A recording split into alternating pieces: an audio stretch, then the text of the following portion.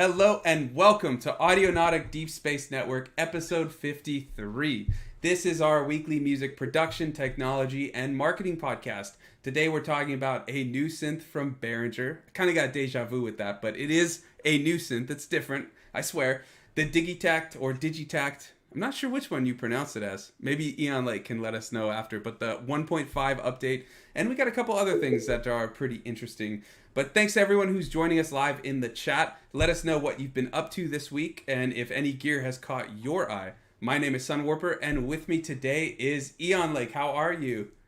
Hey, I'm all right. I'm good. How about you? I'm all right. I really want you to answer the question, though. Is it Digitakt or Digitakt? I think it's Digitakt because they're Swedish. But All right. I think really, both get used a lot. Okay, I got you. So what have you been up to?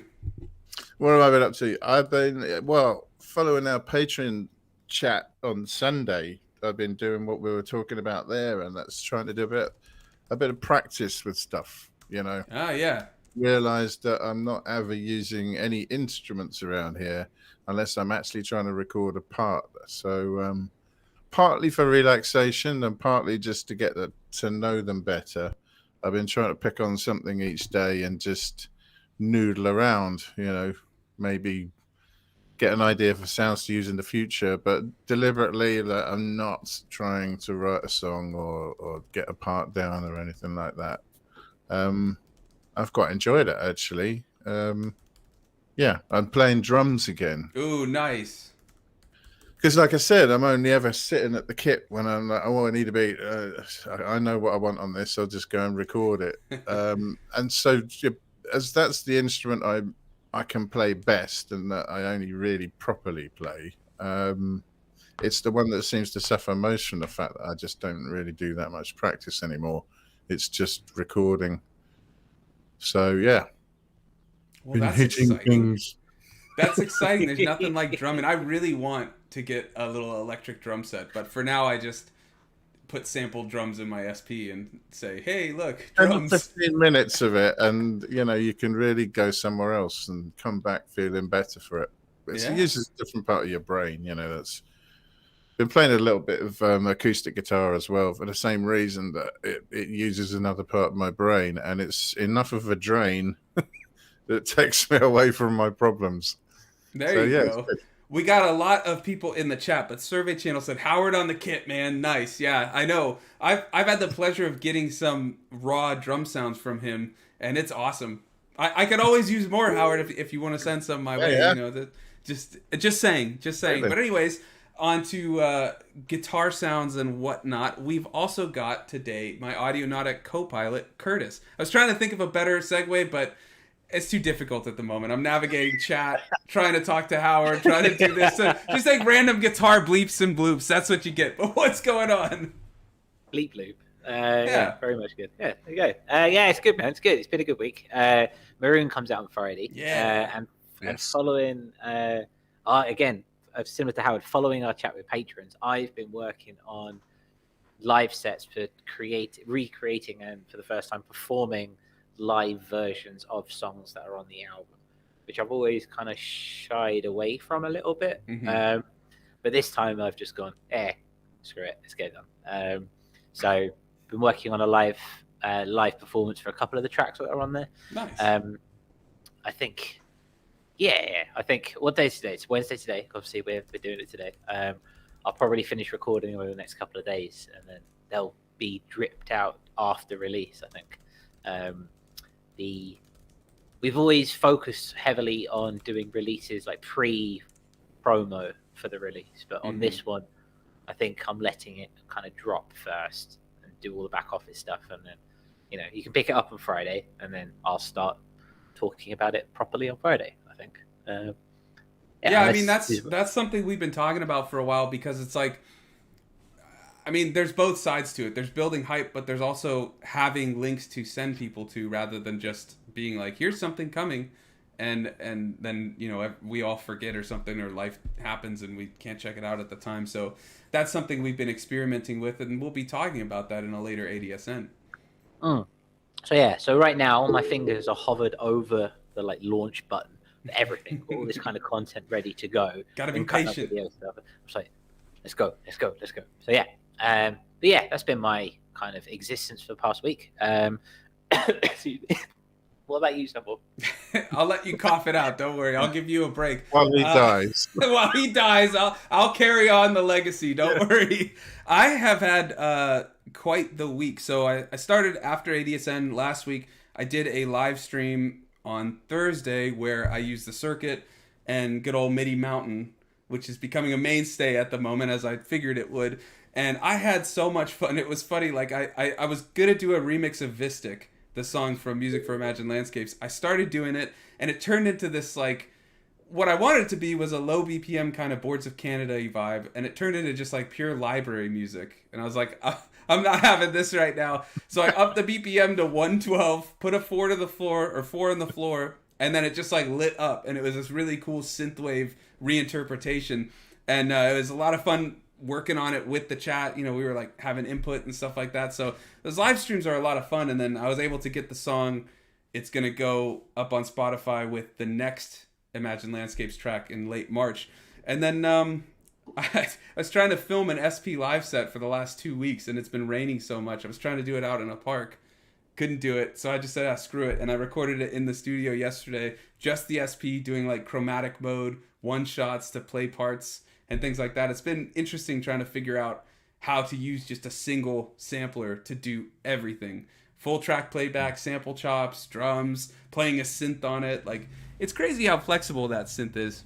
But yeah, that's been my week. But both you, Curtis, and Eon have mentioned talking with the patrons over the weekend. Do you want to give a little description of what that was? Because we had a lot of fun, and we should probably explain what it was rather than just tease it so much. Well, yeah. I mean, so once a month, we're looking to do more, but right now, once a month, we sit down with patrons on a Sunday. At the moment, it's on a Sunday. My Sunday evening, your Sunday morning, for those in the States. And we just shoot everything about, we just talk about everything in terms of sound design, production, and creation, music creation, really, I suppose, more than anything else. Everything from tips and tricks, like Bendu had I mentioned it last week, had a great way of kind of randomizing drum hits that was really, really cool. Last week we were talking about the creation of live sets and templates and things like that, and we talked a little bit about just playing for the sake of playing as opposed to playing for the sake of recording. But really it comes down to the fact that it's just a bunch of like-minded people in a forum, i.e. our Discord, where we can sit and we can talk about the technicalities of production without that kind of those eyes being glossed over, if that makes sense. Yeah. And it's nice, it's cool, you know, when you talk about someone like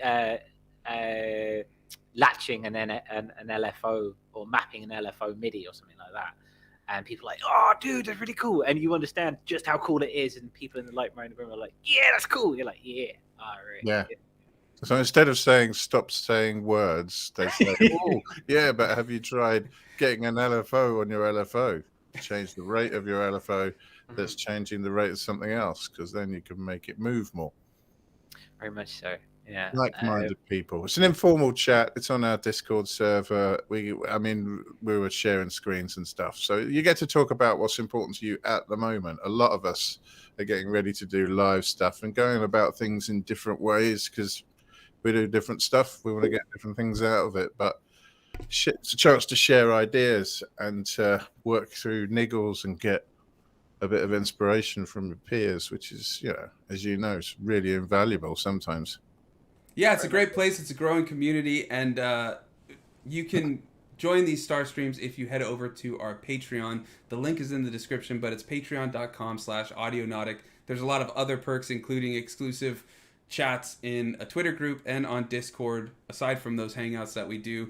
But everyone is welcome to join the Discord. You can head to the Discord link in the description if you want to head over there. It's still a place where it's a growing community where we talk about all these things. We can share our music. We can share our struggles at the moment. And it's great. Like Curtis was working on trying to do that live stream stuff or live performance of his songs, and we were talking about different ways you could go about that in Ableton. Well, they were talking about it in Ableton. I was like, I just use Logic. It's fun to do it that way, but I have some experience in Ableton for that. But yeah, so we were able to figure out a couple different ways to do that. So like I said, if you want to check it out, everything's in the description, and we'd love to see you over there. Very much so. In the Discord as well, just an extension to that. It's a great place as a forum to bring stuff for the show. Like our round robin at the end of the show this week is actually brought to us by FCC, who is our label mate and also an Audionaut on the Discord. We were having a chat with him on Monday, and he had a conundrum, and I thought, why don't we bring it to the forum? And that's what we're doing. So it's a wonderful place to kind of get that done, and it breeds the community through which this is kind of like the spearhead, I suppose you could say. Yeah. It's always fun. Yeah. Nice hearing what people are up to. You get to hear people's tracks when they're still kind of like work in progress and stuff. Awesome stuff. So yeah, starts at $2 a month. It's really good. Yeah. Yeah. So we'd love to see you over there. But now, as the chat's been talking a lot about this Behringer gear, let's get into gear. Yeah. So let's start with the Behringer Toro, which came up on Synthtopia this week. Let me bring it up. Let me bring it straight up. And I did originally have a link where it was... It's still there. It's that little YouTube thing. But while you get the link up, I'll talk a little bit about it. So the Toro is a fully analog monosynth based on I think it's a Moog Taurus 1 bass synthesizer from the 1970s. This is Behringer's own words. With its pure analog signal path, Toro is fitted with 2 VCOs capable of a 5-octave range for ground shaking basses to searing leads. Fitted with all the same classic parameters, controls found on the historic model, Toro also fully delivers the same iconic sounds, but with modern day reliability and connectivity. All in a form factor that fits. Here's the best part. It's desktop, rack mounted, and fully Euro rack compatible. And the estimated price, because it was just an announcement, is $350. Okay. Oh, that was a face from Eon Lake. All right, before we go to it, Eon Lake, thoughts? I'm wondering how it compares to the Moog. Actually, I'm sure you can get Moog bass boxes for that. Well, I think isn't Behringer's other Moog clones about $350, like the Model D? I think that one's about $350. Yeah. Yeah, it is. Yeah. Let's check out how it sounds, Curtis. Pull it up. Yeah. I'll bring it up so you can have a look. Be interested to see what you guys think. That's a tab. We don't need a tab. Here. So, managed to find a bit where the guy is not talking so much over the preset sounds, as we say. But here we go.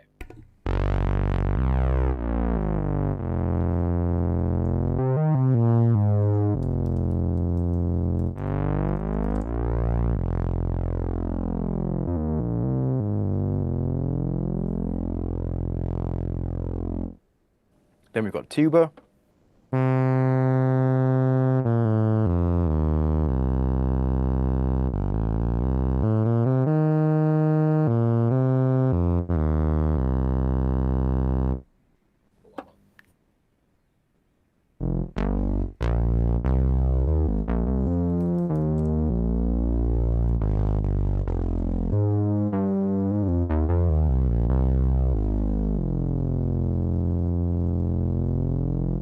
Stay in. I feel that's good if you're playing an F. It's always nice. Josh, over on the Discord, I sent you a picture of the original Moog Taurus. I think it's worth showing because it's a cool little piece of history. It's that it's a ground synth, I guess, with like the organ foot pedals. So you can play it while you're doing guitar and things like that. I think we should show it. It looks like there may be, and chat, if you guys know, you can let us know, but it looks like there may also be a Moog desktop replica of the Taurus, because I see on Reverb a Moog Taurus 1 and it's a little desktop one. So if anybody knows, that'd be $600 compared to Behringer's $350 Eon Lake. Yeah, $550 or something they on in the mini tour. Yeah. Yeah. And Hydro Fighter says that sounds nothing like a tuba. Yeah. Well, you can tell Behringer that. Go tell them that. We're just showing. Yeah. If this was a trumpet, which it isn't at all, then this one would be a tuba. Yeah, it's more a relative thing than it sounds like, isn't it? Sorry, I was reading the chat. So Josh just showed what that original one looks like. It's a pretty cool piece of synth history, I think. So it's just cool to see. Over in the chat, Bendu says, between this and the Solina, that's like my whole shtick. Yeah, they're putting out some really cool stuff. And just before we talk a little bit about our take on this synth, I also wanted to put out some good news that because over on our clip about the Behringer Pro 800, a lot of people in the comments were talking about how if it ever comes to be, it's going to be really cool. Like, very pessimistic that it may not get made. There's a chip shortage, and Behringer has announced things before and not done it. But the Behringer Pro 800 is now in production. They shared some pictures of the production process, them putting them together. So if you're looking for the Pro 800, it is available, or it is going to be available soon. And it's $600, I believe. But yeah. Josh, I think there's a link if you want to show that really quick, just to show that. It's just cool seeing the little desktop modules in production. What, of the Behringer 800 Pro? Yeah, Pro 800. Yeah. Let me bring this up. You see it here. That does seem to be the one everyone's waiting for.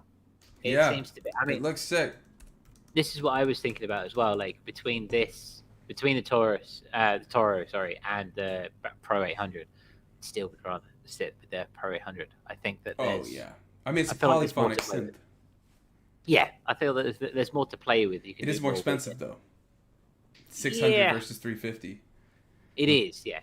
But that Pro 800 looks sick. But what's your guys' take on the Toro? Because we should at least talk about it a little rather than going on about the Pro 800. Curtis, what's your take on it? Yeah, all right, it exists. I wouldn't say I'm blown away by it. It's a great, but then at the same time, I'm never really blown away by bass synthesizers in their own right anyway. Like, if you got a hardware synth, then you can. It's a lot more to play with than the knobs that you can play with, and it's always good. But a bass synth, you're already putting yourself in a little box, and if you can do that, you might as well put yourself in a box and have a VST where you put it in the box. You've got a monologue behind you. Yeah, that's what I was just going to say. Thank you. Yeah, like I was just going to say, you say that, but you have a monologue sitting there looking all pretty. yeah. I mean, and the monologue is great. I love it. I bought it secondhand, and it was going for a really good price, and I fancied a new piece of hardware to play around with. Would I get it again? Probably not. I'd probably get the mini log. And it's got some great leads on there. It's got some really good lead sound, and I use it for the lead sounds as opposed to the bass sounds. The Toro is nice. I use a VST, a Martina Keybase, which is free, and it sounds very similar to that in a way. And I that's part of my arsenal, and I really like it. And so it wouldn't take me away from that, if that makes sense. Interesting, yeah. Yeah, it wouldn't take me away from it. It's a nice one because I got a load of basses on the Nova as well. I'm all based out, and I know if I because I could spend $350 on the Toro, or say $650 for the Pro 800. I'd rather save up another $300, you know. And yeah. Well, I think it depends on the subjective needs of the creator who's looking at it. But just to be fair, I want to clarify, because even in the chat we have some people. David says, I have no use for a Toro. I can't even play bass. I mean, it is just a mono synth. It can play leads. It's like a Dreadbox Erebus, like back there. I mean, that's a paraphonic, but you can do two notes. But you know, there's a lot of fun to be had with a mono synth, and those limitations can be really cool. I've gotten some really awesome sounds from both. I have two mono synths up here, the Behringer MS1 and the Dreadbox Erebus, and they're both mainstays in my process, and I use them all the time. So mono synths serve their purpose and can be a lot of fun. But I get what you're saying. I mean, if you're wanting a polyphonic synth or something like that, yeah, 300 more. There you go. And David in the chat says I have Moogs. Yeah, I'm just saying it is a mono. But yeah, if you already have a mono synth or you have a Moog that this is similarly emulating or something, maybe there's not much need. But I think it's always good to talk and commend low entry price points. Okay. Like, I think that's really important. And that's one of the things we always like to talk about. Like this, if you need a mono synth or you need a really good bass sound or something like that, this is 350 compared to 600, 800, anything like that. And then in the chat also, Benji says, Toro sounds good to me. It sounds like what I try to patch up on the modular or the Mother 32. So yeah, for bass, he says. Yeah. See, but before we get to Eon Lake, I like, we get a lot of our, when we get a lot of our news, it seems more and more that people are just owning the fact that Behringer knock people off, which is, we won't go into semantics about whether or not that's accurate, or that's a good thing or not, but the idea that they are creating entry-level hardware, that is important. I think that's important. I wouldn't go for the Toro myself, but the fact that Behringer are very much a place where if you want to start dabbling in hardware and there's a low barrier to entry, I mean, that is awesome. Like, Survey Channel has the Deep Mind, and I wouldn't mind one of those. I'm not sure I could. I can't afford the profit. I definitely looked at it. Yeah. Well, I think my hope too, with this being a thing of these very competitive entry level prices for replicas of very coveted synths, is that there's a market demand. It's been shown that there's a market demand, so that should hopefully mean that we start seeing the actual companies rolling out. And we have with Roland, they put out those SH01, the TR08. I have that up here. I mean, they're digital. They're not that analog version. That's what's so cool in terms of Behringer making these like cheap things, is that they're analog. They're very near and dear to like what they're replicas of, compared to like a digital redone version of it. So my hope is that we start seeing some more of these synths coming out from other companies and making more of a market for it, because the demand is obviously there. Eon, like, what's your take? I totally agree with what you're saying there as well. I mean, I'm as guilty as the next. But let's start with this little thing. I mean, it sounds like a Taurus. It sounds like an original Taurus. It sounds like the pedals that people like Geddy Lee used to use back in the day. It's a particular sound. It is a fat analog mono synth sound. And let's face it, it's like Bendu says, if you've got something analog in your arsenal already, you may be able to come up with tones pretty similar to that. I mean, I've got a Sub 37 and the Behringer Model D. Both of those will do a really thick mono bass, very thick. And it's a joy. The amount of low end you can get out of those things is absolutely obscene. But yeah, I mean, there's a little bit of unless you're pretty creative, they're a bit of a one-trick pony.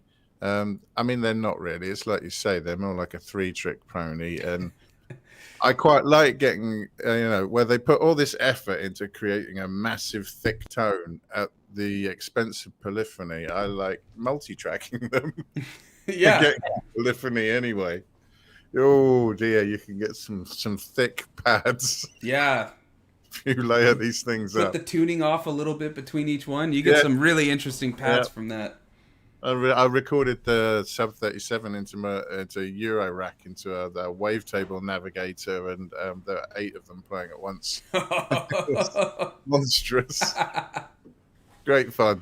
So yeah, I mean, it fulfills a particular need. Somebody's doing something cheap, that makes things like this more accessible. I suppose it's a good thing. I like a lot of things. It's whether or not you've got a gap in your arsenal. Yeah. And I don't know if you are a bass or guitar player, or maybe you play keyboards as well. Maybe you want to go the full prog route and get a cape and the original one with pedals on the floor.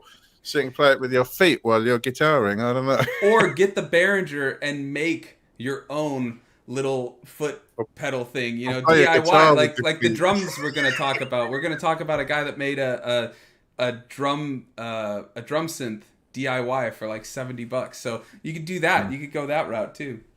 But I mean, it definitely sounds like it's supposed to sound. That's for sure. Yeah. Yeah, I mean, you don't have to worry so much about the build quality. If they were actually making foot pedals, you'd be thinking, I don't know how cheap I want to get with something I'm going to be operating with my feet. But again, it's useful to have these old sounds. Some people prefer to go software for that, though, because because of the relative flexibility of the instrument.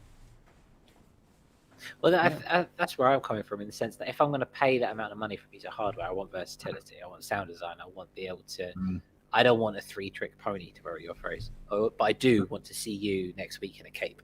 That's what I do. I mean, I think there's a lot of merit to monosynths. I think there is a lot of merit to monosynths, but I mean, chat, what do you guys think? Do you guys like monosynths or 3-trick ponies, as the two people above me are coining the term for? I don't agree with that. I think they're jack of all trades if you use them right. But I mean, it just depends on your needs. That's my thing. But yeah, chat, let us know. What do you guys think? Anybody interested in this synth or monosynths in general? Monosynth enthusiasts unite. Come on. You've got to have one. Always with the try. I've got 4. Well, there you go. Don't get me wrong. I love my monologue. Yeah, well, you have a monosynth, so there's probably, like Eon is saying, there's not a gear need for it, right? Sorry, 5.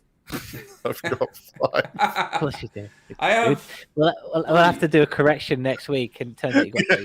Yeah, I have 3 because I have an Arturia Micro Brute, Mini Brute, Micro Brute, one of those brutes. Yeah, I think it's a mini, isn't it? Yours? It's like the smallest one. It's a micro. I'm not a fan of it.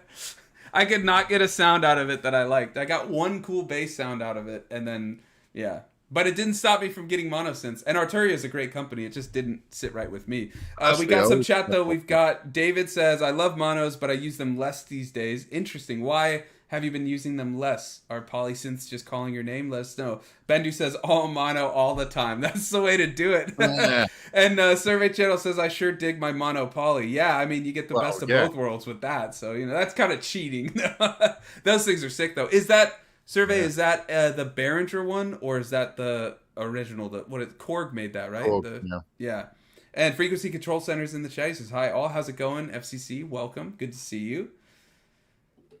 But yeah, shall we move on to the Digitakt, right? Digitakt. Yeah. Let's go with Digitakt. Yeah.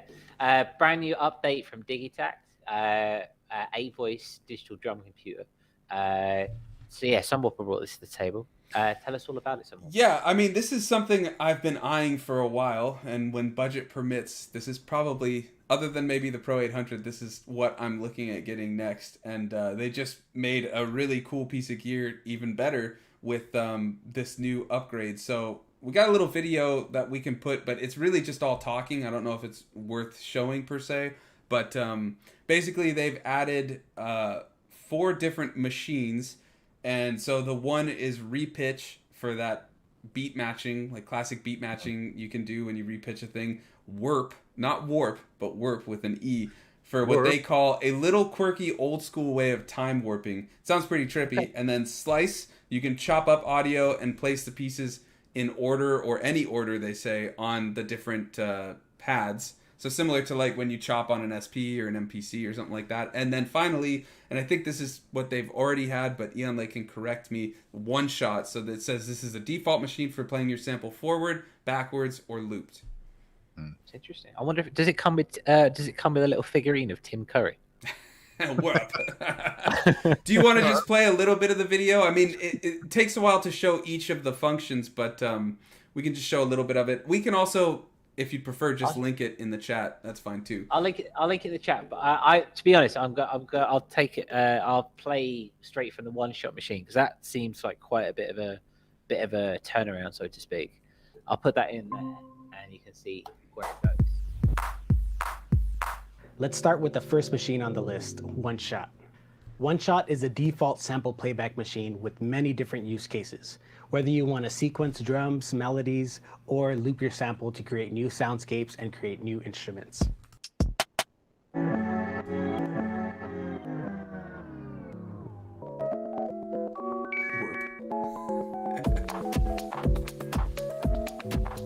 Next is Warp. This machine allows samples and loops to automatically lock to the tempo of your project or pattern. The sample is cut up into small time segments and played consecutively aligned to the tempo. When using Warp, we can change the tune while still staying in sync with the tempo, or change the tempo without affecting the pitch of your sample. I'm gonna buy it with that drum and bass. Yeah, I was gonna say, you just wanted to show this part for the drum and bass.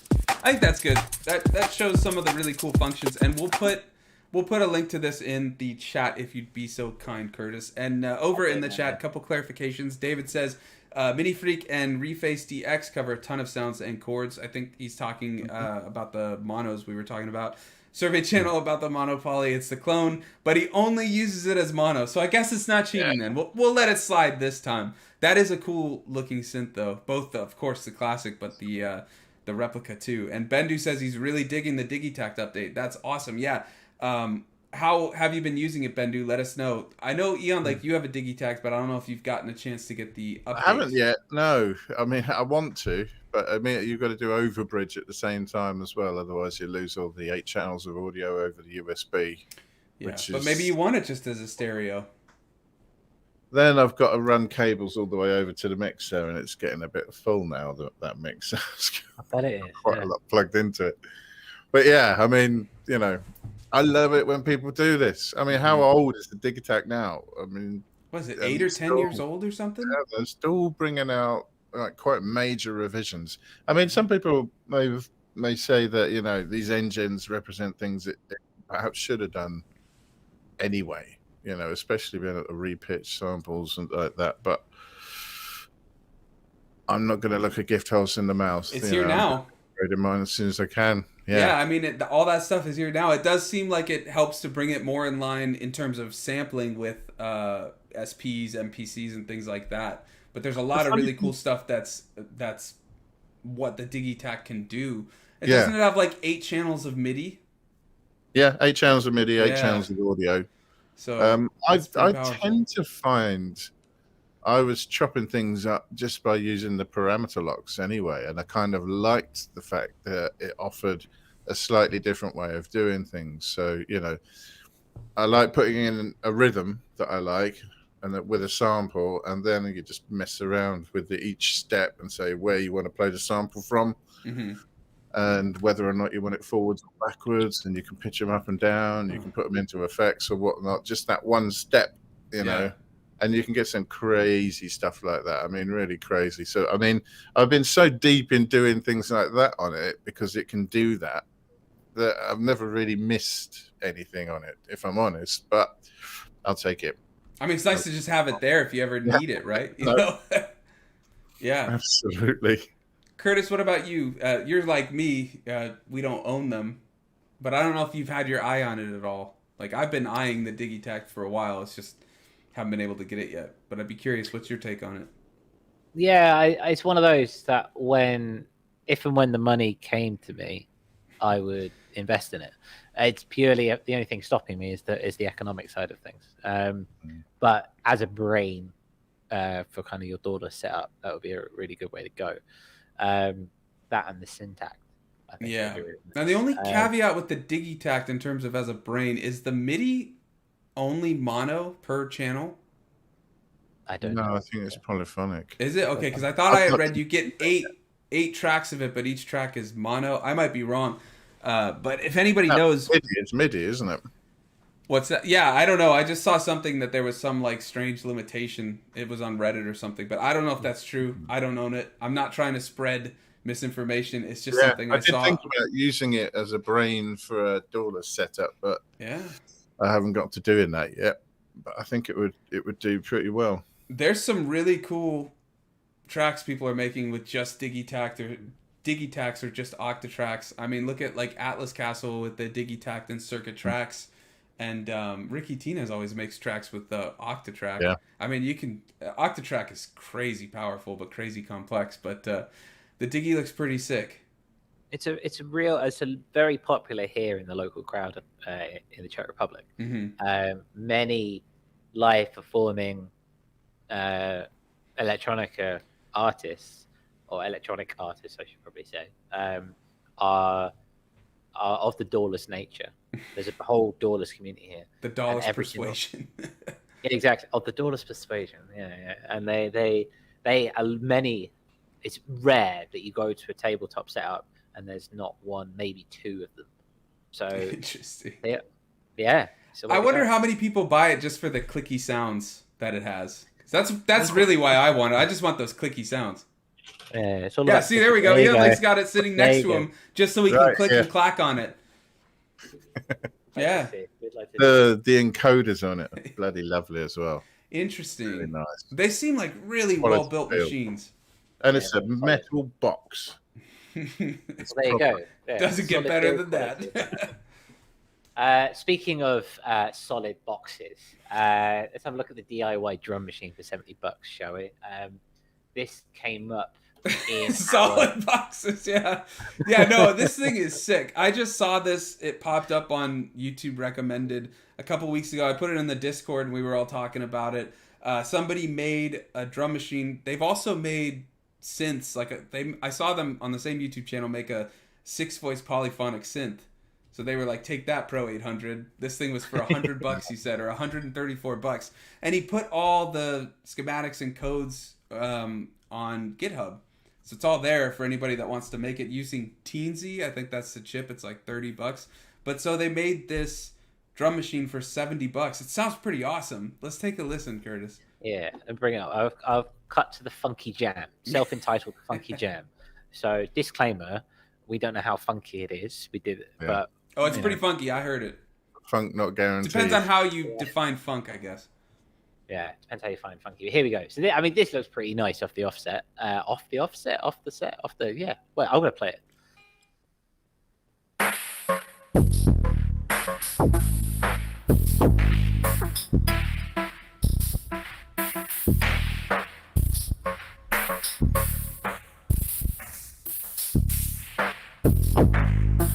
Listen to that kick. That is cool, man. That is cool. Different. Show a little bit at the start. I think there's more of like a drummy, faster thing. Yeah, there you go.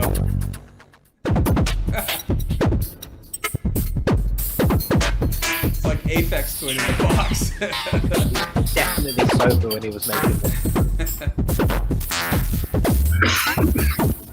Wow. Yeah, that's all. I just wanted to show it. I wanted to see if chat, anybody in the chat or any of us have ever either considered making their own either synth or drum machine or anything like that, or has made it. I don't have any of the skills for it. I would love to. It's like a dream of mine. It's something I'm going to do once I have a little more free time. But just curious if anybody has done it or is looking into doing it. Like I said, they put the code, schematics, all that stuff up for that one, and I believe for their 6-voice synth. Do they sell a GitHub. kit at all? Survey channel in the chat says, "Guess I know what I'm building ASAP." Yeah, let us know how it goes. It looks sick. It sounds sick. What were you saying, Jan Lake? Sorry. Do they sell kits, or do you have to get all the parts yourself? They said that they're looking into making, I think it's in that YouTube video, like a Mark II or a revised version that they'd sell. Yeah. Because there's a large market in Eurorack for modules that you build yourself and you do the soldering. I've always been really bad at soldering, so yeah, it's not really appealed to me. I don't want to have something that doesn't work properly. There you go. Bendu's built a module kit. I'll do that. He's a better man than me. Said, that sounded very cool. Yeah, that's awesome. Do you still have it, Bendu? Or are you still using it? Maybe you can share a little snippet over on the Discord. I would love to hear that if you still got it. But you were interested in that, introducing that segment. I was thinking, who wants to build a drum machine? Who is it? I mean, not many people look at a piece of equipment and think, it's lovely, but I wish I could have built it myself. But having watched it now, Lego, bro. I'm actually quite up for it. Yeah, I'd be down, like a little Sunday afternoon, little gig, because what comes out effectively is what it is. It's like, okay, so you do, as a kid, if you did Warhammer or you did Lego or you did like Airfix kits and stuff like that, like you look at the picture on the box and you go, I know that what I'm going to make is nothing like what's going to be on the end of the box, but it's going to be great. And yeah, so it might come out a little bit wonky and it might come out a little bit different. It might not come out as something awesome, but I suppose it's that Lockean theory of ownership, isn't it? Because you built it yourself. That's what's so cool. Plus, like with the Teensy, what he's using, there's a bunch of built-in or downloadable sounds, so you can get the drums that you want, the synth type of oscillators and things like that. So you can kind of customize it, I guess, kind of like Eurorack, but going even further extreme. But it's an isolated box or something. But you can kind of customize it to be exactly what you want and make your own synth or your own drum machine that's exactly as you want it. But of course, the more things and more complicated you want it to be, the more difficult I'm sure it is. I say this with no understanding of building these things, but I'm just assuming more equals complex. Correct me if I'm wrong. But yeah, Shady in the chat says, I'm looking into building my own guitar pedals. I learned to solder in college. And FCC says, I keep seeing these DIY kids need to learn to solder properly. Would be great little projects. Yeah, I that's what I want to do. I'm just reading Hydra Fighters. Probably not a great warranty on the DIY. Yeah. I think it's all dependent on the maker. I mean, I give myself a lifetime warranty. Yeah. I built it. Be a great. I think it's a great little. It's about learning. Like, let's forget the music for a sec. Forget the tracks. Forget the bangers. Forget the Spotify. Forget everything. Forget the product. Forget the art. Just forget it. It's about being in the moment with a soldering iron and some fumes, which make you go giggly if you spend too much time with them.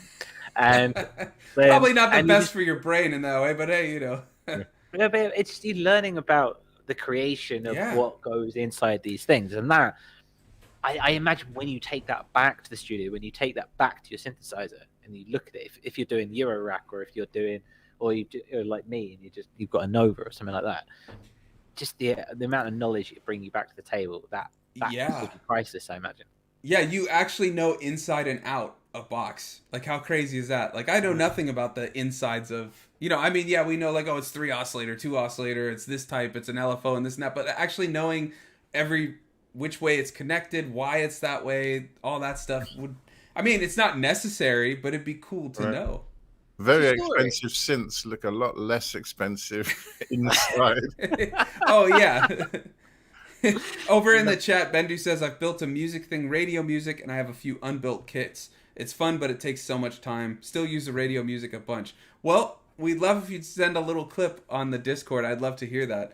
I'm not familiar with that, but it just seems so cool to, like you're saying, Curtis, to have that like in-depth connection to a box that you've made and know it literally inside and out. Like, that just seems like a really cool thing. So yeah, I just wanted to bring it to the table. If anybody's looking into getting into that type of stuff, this might be a cool way to start. In the chat, Curtis put the GitHub for that one, and as I mentioned, that YouTube channel, they also have 6-voice polyphonic synth, and I believe all of that is up on GitHub too. And I think they said they built that one for $130, so a lot better than 600, but a lot more time to make it. Yeah. Well, by all accounts, though, if you want to find out if this is for you, doing one of these projects will definitely tell you. Yeah. It's one of those. If you're on the fence, you'll find out for sure. Yeah, you'll find out. You'll have your answer before it's finished, anyway. Yeah, you'll know. I like what Hydra Fighter said. Troubleshooting could wreck a person. And I mean, you imagine you built it and it doesn't work, and you have no clue why. You have to take the whole thing apart and start all over again. Like, well, Bendu even says, "Indeed, Hydra Fighter." So yeah, and he's built some. So yeah, I did see though that Teensy that this one is built from. There's a lot of videos of people building things with it. So it seems like there's a lot of troubleshooting videos and stuff using that. So take that as you will. I love that learning curve though. Like, okay, so the first time I opened a DAW, or the first time I opened up Premiere Pro, I mean, obviously this is software, not hardware, but like that learning curve, and that's something not working, and you get frustrated, and you troubleshoot it, trying to work things out, and you wondering, questioning your decision to get into music production in the first place. Why did I do this? Yeah, exactly. Why didn't I just take up knitting or something? And then it works. Nothing wrong with knitting. Love knitting. It's great. But like, then it works, and I suppose there's that dopamine hit as well. But like, is that sense of, okay, I've grown as an individual, and ultimately that's what it's all about, I suppose, for me. Hydra Fighter says he thinks he would rather do some circuit bending, wrecking something, versus trying to build something solid. I mean, it's all relative, I suppose. It's all relative. Yeah. Still doing something with something. Exactly. And still coming up with something quite original. Probably more original if you're circuit bending. Yeah, it's true. That brings us to the end of our news segment. A lot of this news, like you say, came from the community in Discord this week. If you find something, because there's stuff that we're always missing. There's some stuff that came out today, which we're going to talk about next week. just because we've only got a finite amount of time. If there's something that we're missing or there's something you feel we should talk about, head over to our Discord. Let us know about it. We love to know what we're missing out, and there's always exciting things going on. So yeah, let us know. Yeah, totally. Discord is in the description if you are not already over there. Very much so. Should we have a look at the marketing minute, Sunwarper? Yeah, I believe so. All right, what you got for us this week, bro? So just a couple quick things. I have been testing out, as I've been talking about a little bit, scheduling both on Instagram, which they now allow for all content types. I don't think stories still, but content like post types, like let's say reels, carousels, photos. You can schedule all of those now, and also scheduling YouTube videos and YouTube shorts. And it's been very beneficial because one thing a lot of people will tell you in terms of looking at analytics is see when people are online, right? Like you can go on, if you have YouTube, you can see there's a thing under, I think it's the research section in analytics that will show you, or no, it's the audience section that will show you when people, like your followers, are online. And you'll see different colors of different times of the day. And, oh, you should post right before the biggest, busiest section. And that's a good starting point. And it's the same with Instagram. You can see what day the most people are on. I don't know if you can do time yet on Instagram, but you can see day. But what I've been doing is just scheduling different times every week I'm posting. So for Instagram, I started 7 a.m. my time. Then I did 6. Now I do 5. And then on YouTube, we started with Audionaut posting things at 1 a.m. my time. And so I've been going between 1 a.m. to about 6 a.m. And for YouTube, I found posting shorts around 5 a.m.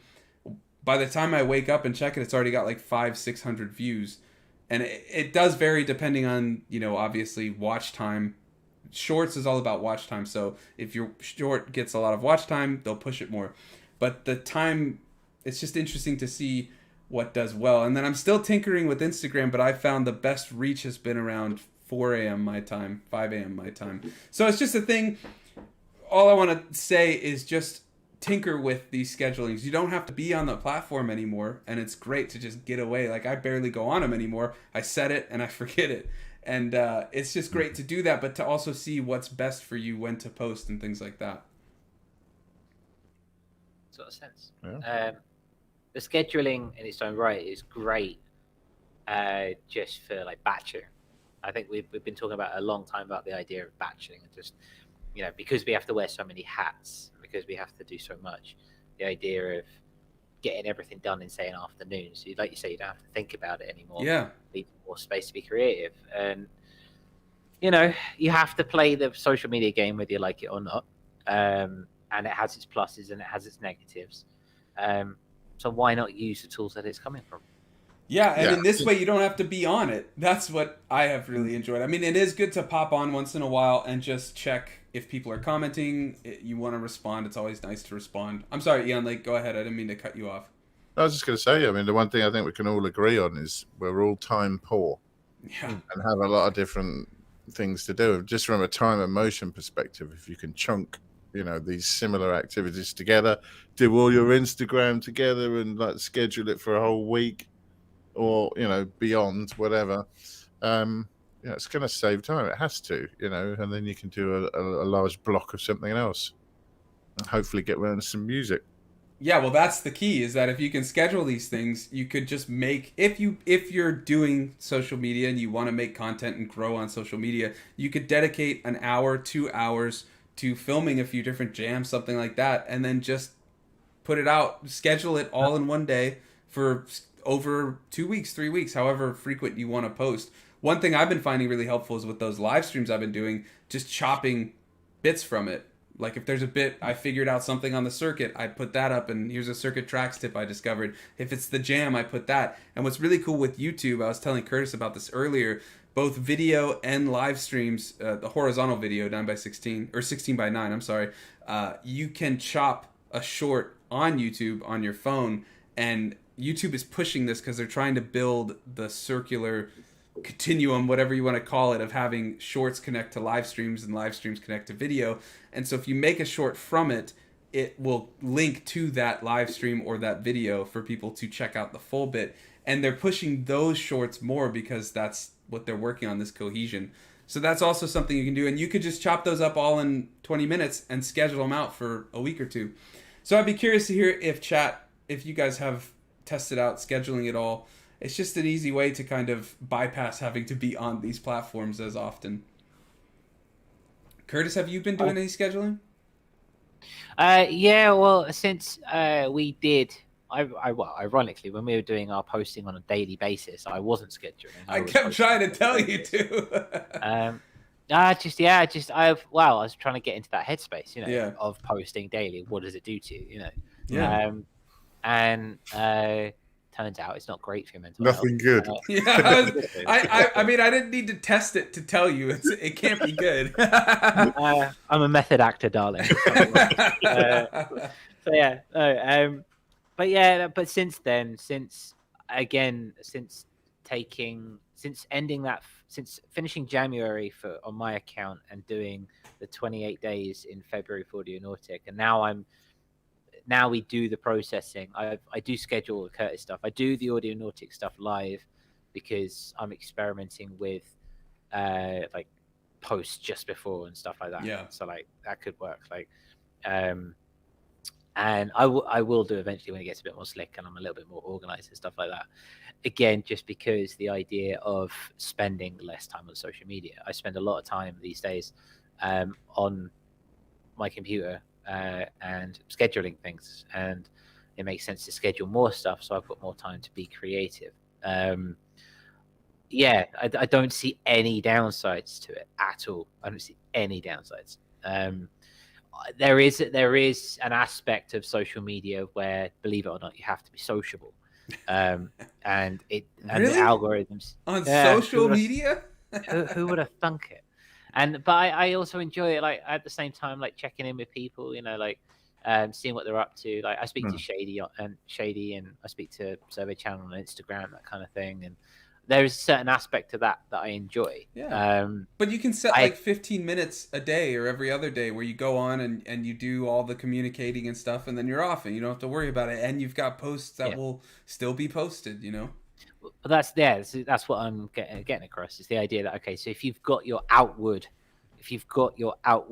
content, so to speak, being pushed out on an automated basis, that gives you time to, like you say, to do things on your own terms.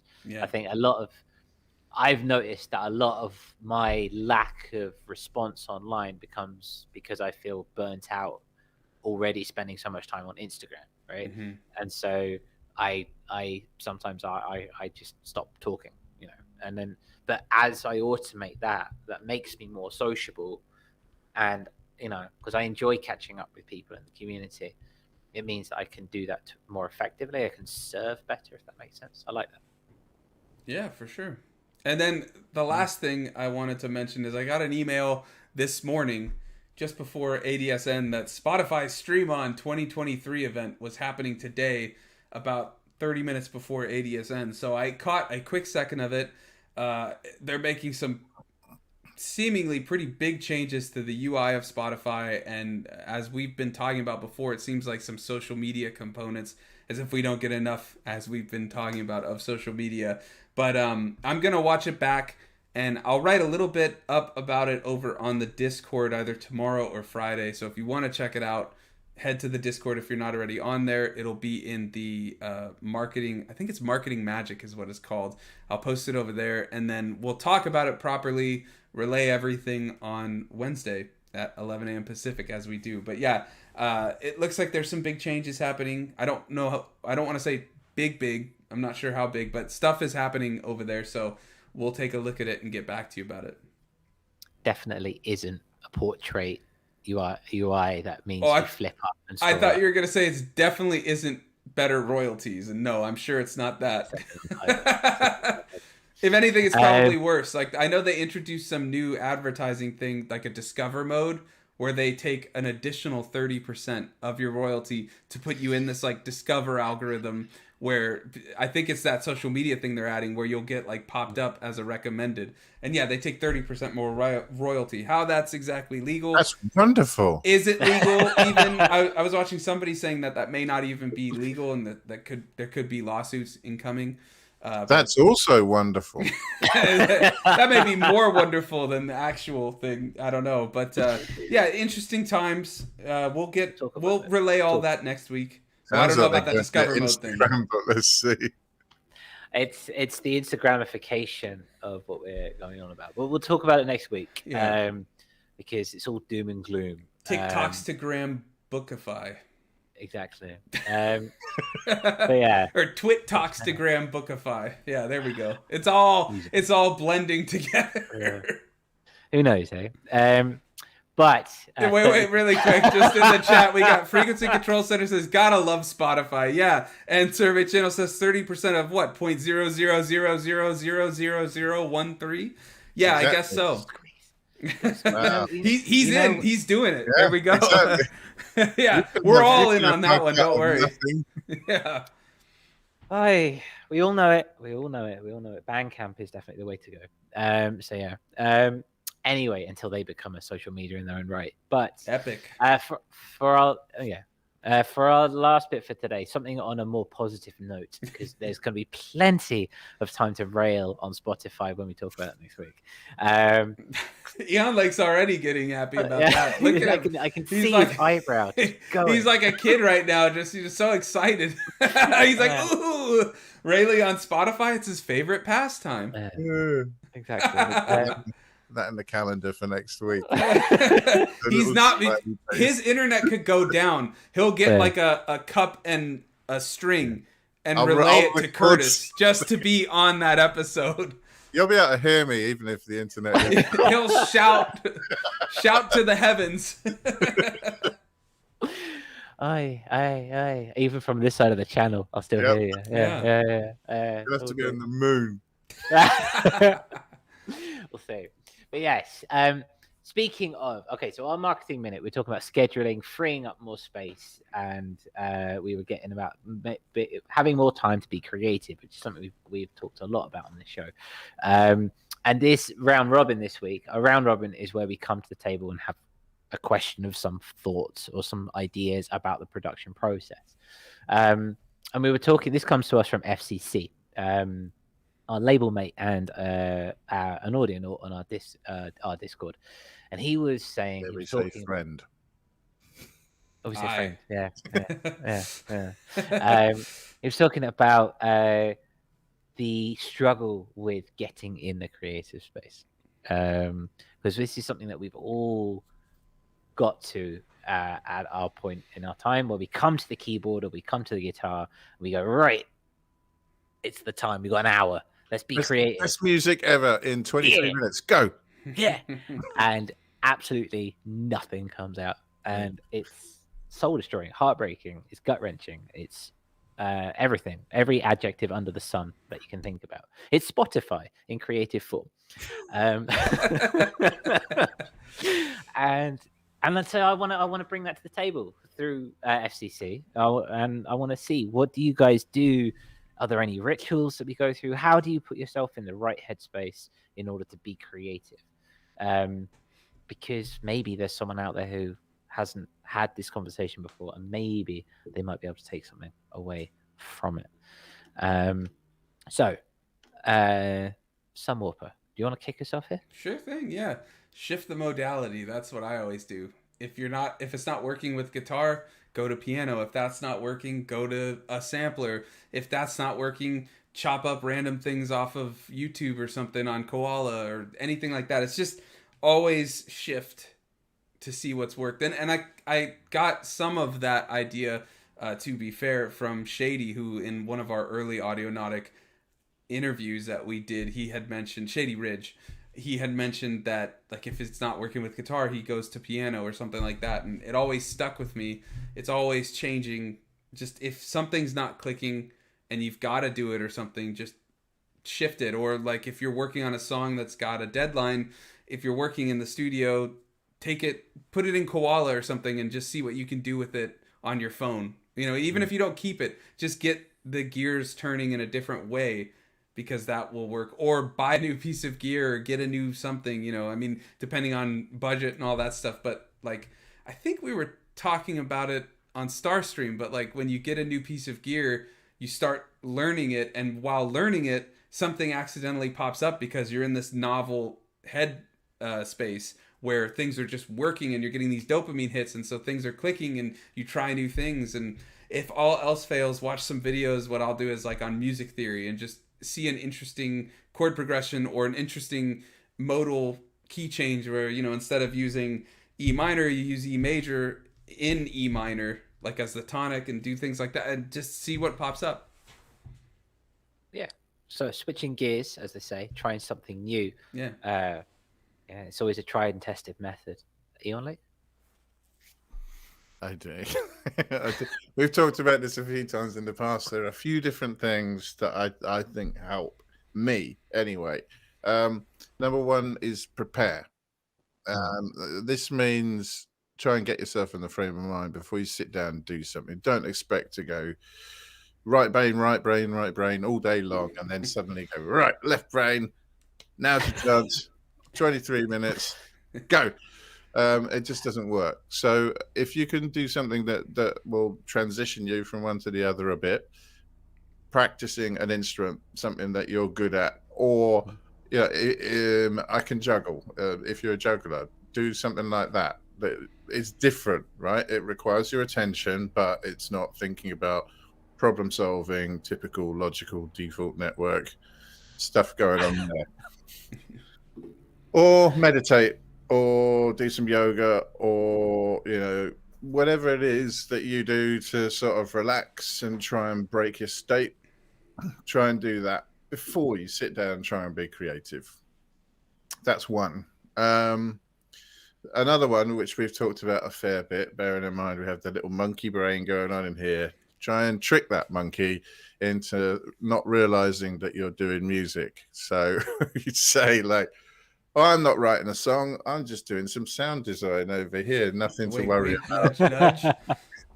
I'm just fiddling around with some samples or whatever. You know, I won't do any writing. I'll do some writing tomorrow. This is just a sound session, and before you know it, you'll be writing songs. It's not a problem. So that's the other way, is try and trick yourself into not realizing that you're actually doing it.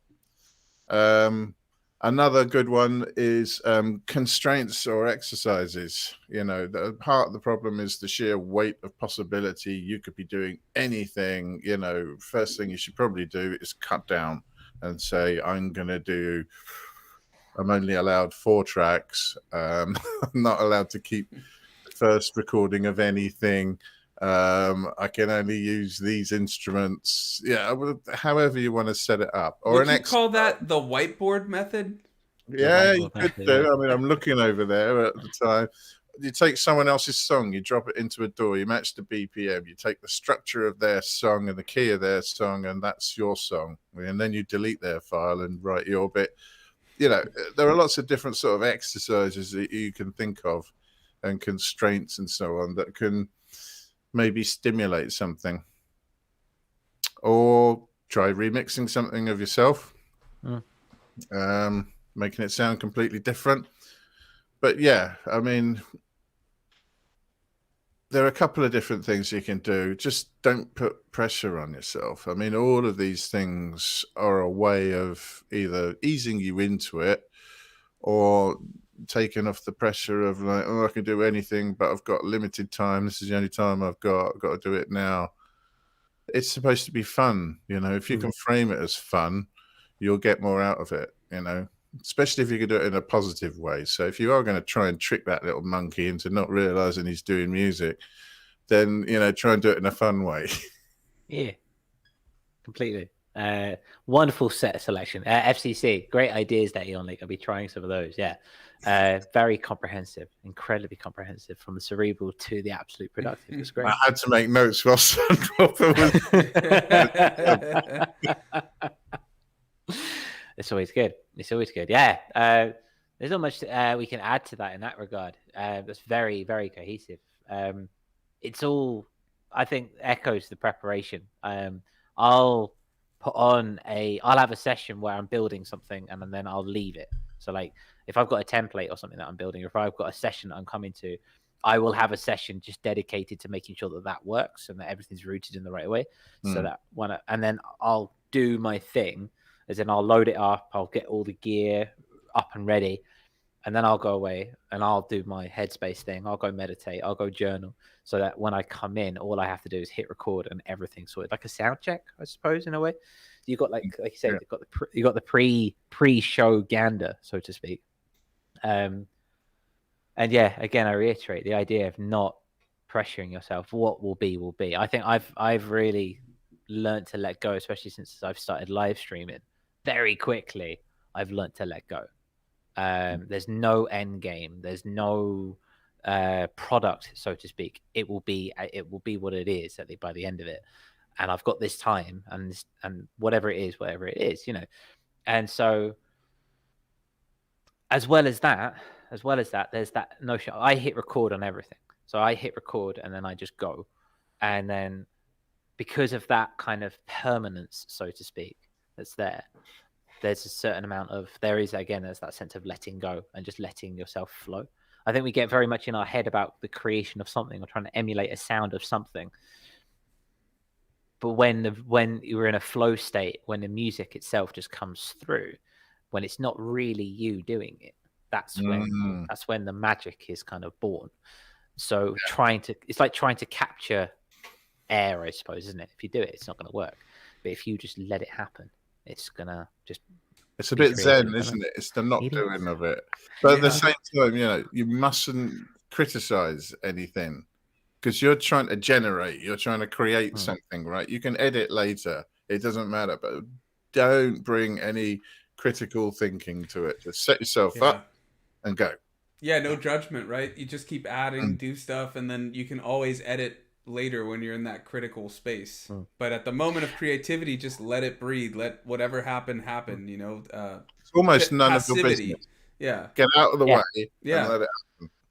And if something's not working, like then the switching gears, like you say, Sunwarper, like, okay, so I'm trying to create. I've got a couple of patches on here which I kind of keep gravitating to because I love them, you know.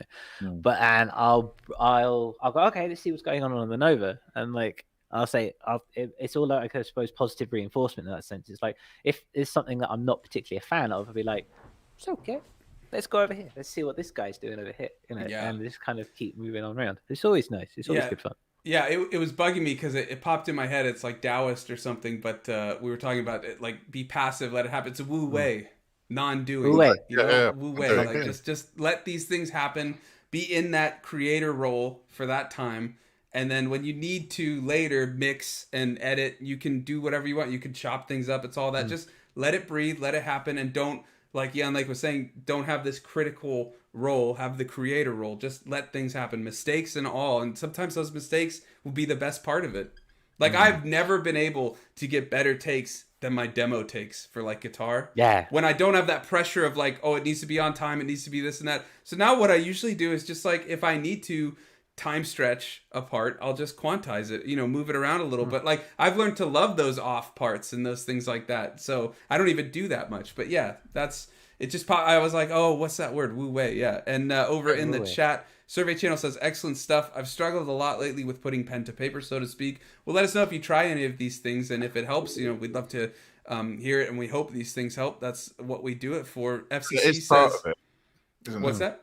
It is part of it, and we all go through it. Yeah, everybody goes through it. Yeah. Also, FCC in the chat says collaborating with someone might be an interesting way of rewiring creativity. So much of this we do on our own. Yeah, I've talked about this before, but like when Curtis and I do tracks together, we both go way out of our normal. What was that? There you go. That's the sonic investigation of us working together. That's my push. I was like, that's the mystery that we're creating when we work together. we instill this mystery. But yeah, no. When we work together, we both go completely out of our comfort zones, and like I work like when we did the song Trans-Pacific, I did a ton of sampling stuff that I never did at that time. I'm just seeing the replay, Curtis just cracking up as that sound went off. And again, I got distracted. Eon, like, that's 2 for 2. No way. But yeah. We're now just in a loop. It's just, yeah, exactly. It's just, to FCC's point, working with someone, even just being like, oh, send me a synth sound or something, like just having someone else's work that you have no bias for, you'll do things you never expected to do. So it's a great idea, FCC. I would definitely recommend trying it. It's just about getting moving. I mean, you may not like what's happening, but the point is to get started. And if you don't like, I mean, if you're moving, you just keep going if you don't like it. Yeah. You know, you're generating content to be edited later. You know, you just got to make stuff. Yeah. Doesn't matter. Yeah. And I think everything's an ebb and a flow. I think in that, I always say that, but it's true. Like, it's your album, man. Yeah, it's your mantra. Exactly. Like, we all go, as Ian like said, we all go through these peaks and troughs, and we all have these moments where we just don't feel creative. And sometimes that's totally okay. Like, the idea of coming to a session and not producing something, that's totally fine. If that means that you do a session or you do a half a session and then, I don't know, put your feet up with Netflix for 20 minutes before you go back to your evening or whatever, then that's cool too. Sometimes your brain just needs to kind of... It's a numbers game as well. I mean, you produce like out of 8, you know, it's the 80-20 rule, isn't it? 8% of it you may well throw in the bin. 20% of it might be good. You know, as long as you're making stuff, some of it will be good. Yeah, totally. Also embracing the bad, because that's how you learn. Like those bad sessions, that's when you learn the most, at least in my opinion. Like you go through the most trials, tribulations, and you come out of it learning something from it, even if it wasn't the best song or something.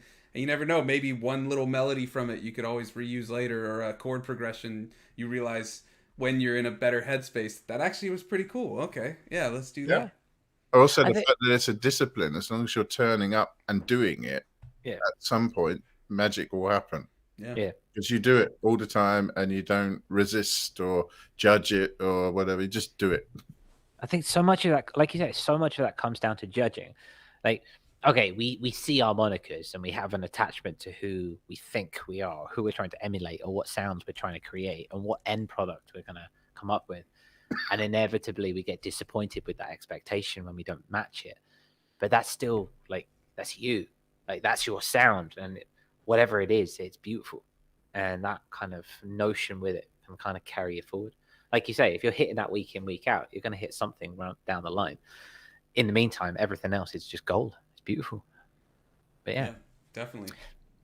That is what we think, and that is what our patrons, some of our patrons and some of the Audionauts in the chat are thinking. We'd like to know what you think. If there's anything if there's any addition, any caveat to that, please let us know. We'd love to hear how you do it, how you get past writer's block, how you start putting pen to paper. Let us know in the chat, in the comments, or over on our Discord. We'd love to hear from you. Yeah, and if you enjoyed this episode or any of these tips and you want to apply them or something like that, consider leaving a like on the video. It helps with the algorithm and helps a ton. We really appreciate it. And of course, if you're looking for some new interesting music, you can head to the Audionautic Radio playlist. We have the latest in chill electronic music. I think we coined it chilled vibes for all your chill out needs. Chill vibes for you. But the link is in the description if you want to check it out, if you use Spotify, which is a whole other can of worms that we'll wait to get into with Eon Lake next week. We thank you for joining us very much. We love hanging out with you guys in the chat, and we love making this for you. We hope to see you again next week. Eon Lake, is there anything you'd like to say? Thanks for joining in, everyone. Thanks for keeping us company, keeping us honest. Yeah. That's what it's all about. It is. We'll be back next week, same time. Until then, ciao. Thanks for watching.